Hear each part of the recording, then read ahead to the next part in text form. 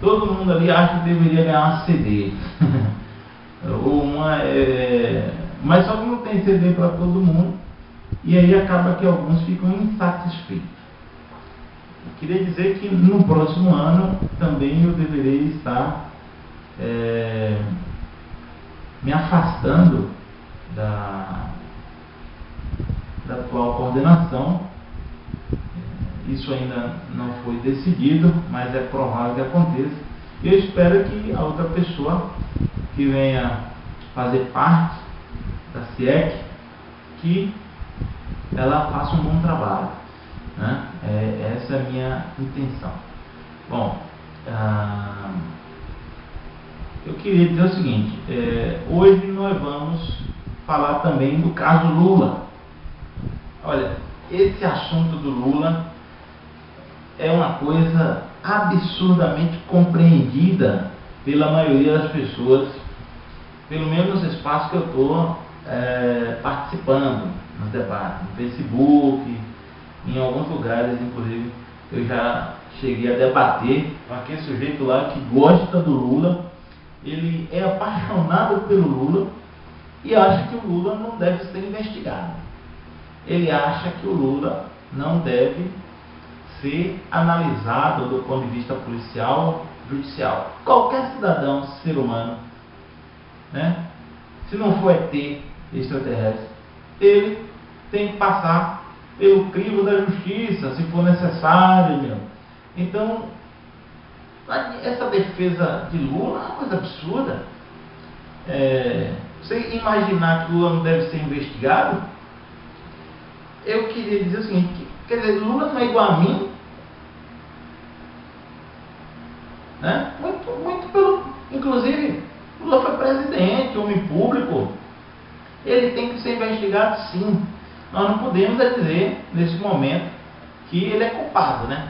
Apesar de que alguns, por exemplo, acham que ele sabia do mensalão, porque é impossível você imaginar, seria impossível você imaginar que Lula não soubesse do mensalão. Bom, só que além do mensalão ainda vem esses novos escândalos aí do gabinete da presidência da República em São Paulo, que a chefa de gabinete lá foi agora indiciada, né? E ela teria participado de uma série de atividades e de irregularidades ali no gabinete da presidência da República em São Paulo, certo? Então, o Lula é um cidadão como qualquer outro cidadão brasileiro, ele tem deveres e direitos como qualquer um de nós temos, certo? E a justiça, esse é o papel dela. Quer dizer que agora nós vamos ter que cancelar, adiar, anular o papel da justiça? É isso? Há um movimento pró-Lula de que Lula não teria sido culpado de nada. Deixa a justiça provar, então. Nós só vamos saber disso depois que a justiça provar. Do mesmo jeito foi o caso do mensalão. O próprio presidente Lula, ele negou a existência do mensalão, certo? E, inclusive, foi uma derrota dele ele ter negado a existência do mensalão. O mensalão existiu sim. Até hoje, nós não conseguimos acreditar, apesar da liberdade de expressão que cada um tem, mas o PT, através de uma nota, divulgou que o Supremo estava errado. E quem estava certo era José Dirceu e José Genuíno e mais o outro lá, o tesoureiro, né? Esqueci o nome dele agora. Delúbio Soares, parece, tesoureiro. Então, o PT publicou uma nota se mostrando indignado, o partido, né? Indignado com a decisão do Supremo Tribunal Federal.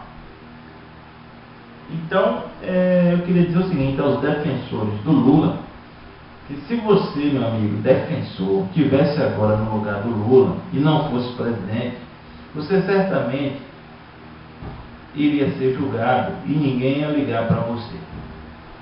Nós temos que pensar da seguinte forma: Lula é igual a todo mundo. Ele não é maior nem melhor do que ninguém, certo? E é preciso separar as realizações de Lula como presidente, separar isso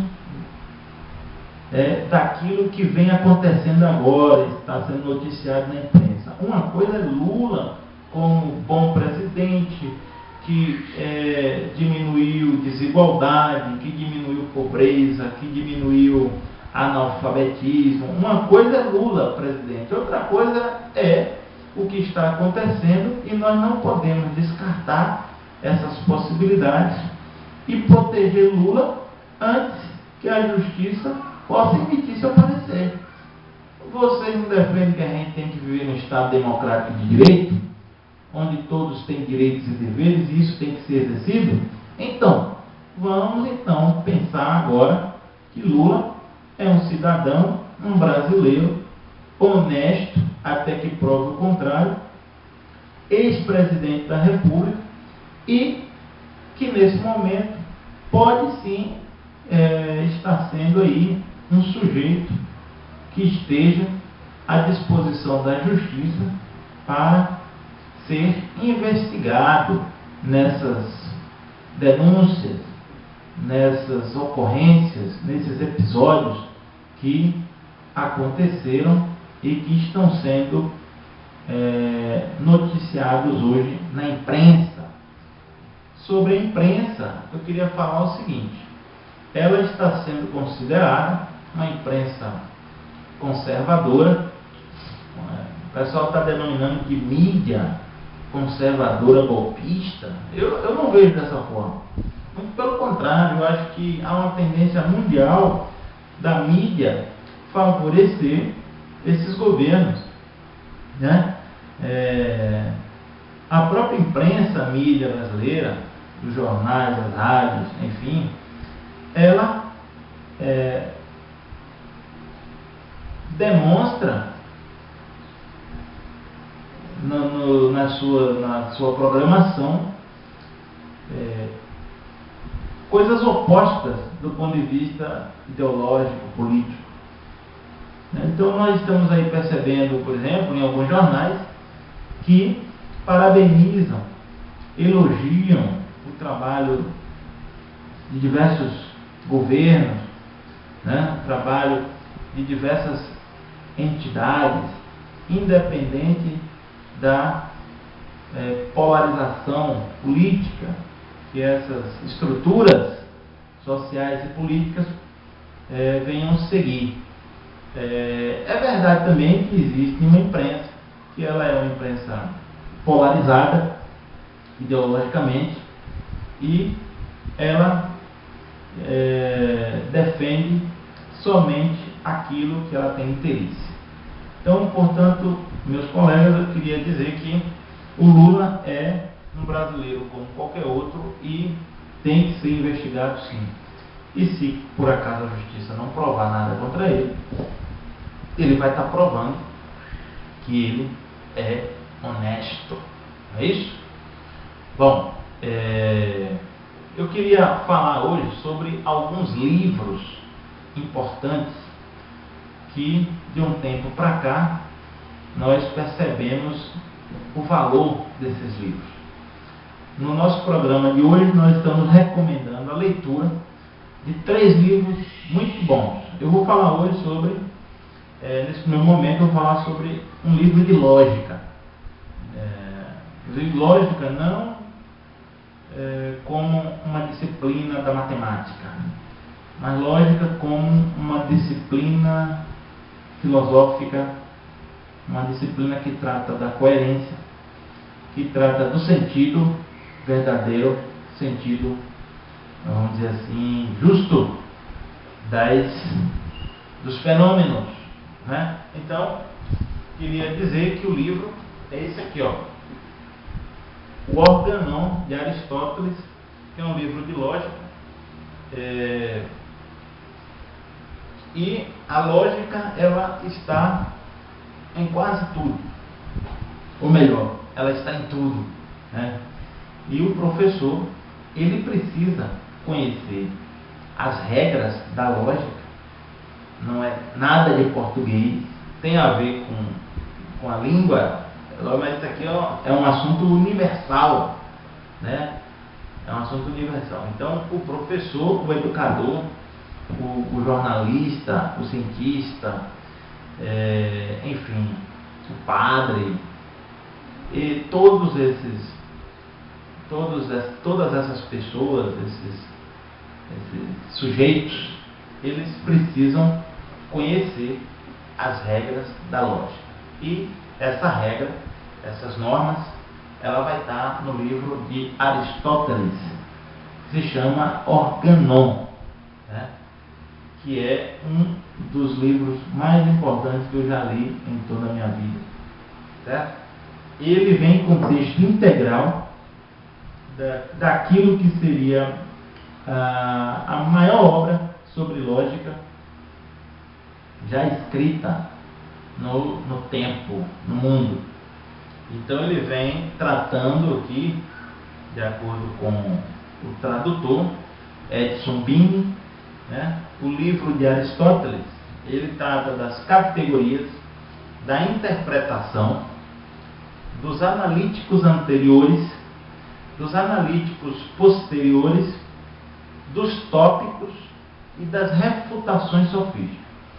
É o seguinte, esse livro é importante para você explicar, argumentar qualquer assunto, principalmente dentro da filosofia, da ciência, da religião, da cultura, da política, da economia. Quem estuda lógica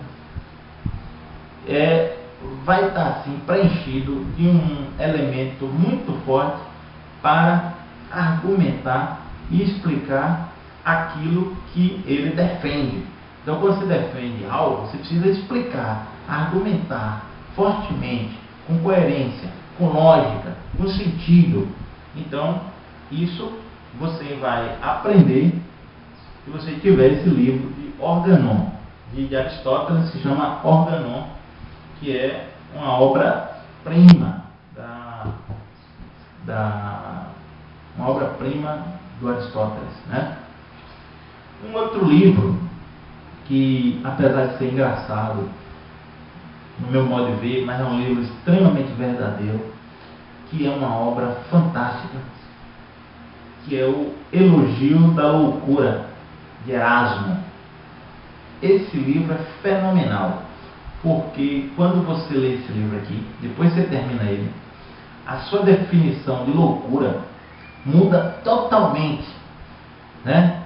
E a partir daí você começa a perceber que qualquer um pode ser louco, de acordo com Erasmo de Roterdã, que escreveu essa obra-prima, é um clássico também, Erasmo de Roterdã, que era teólogo, né? Teólogo, e escreveu isso nos anos de 1500, entre 1400 e 1536, certo? Esse livro aqui fala de todos os tipos de louco. Por exemplo, para Erasmo, o professor tem uma loucura, o padre tem um tipo de loucura, o comerciante que vive, passa a vida toda na lógica do dinheiro, ele tem um tipo de loucura e se esquece de uma série de valores da vida. Então ele é um louco. Para Erasmo,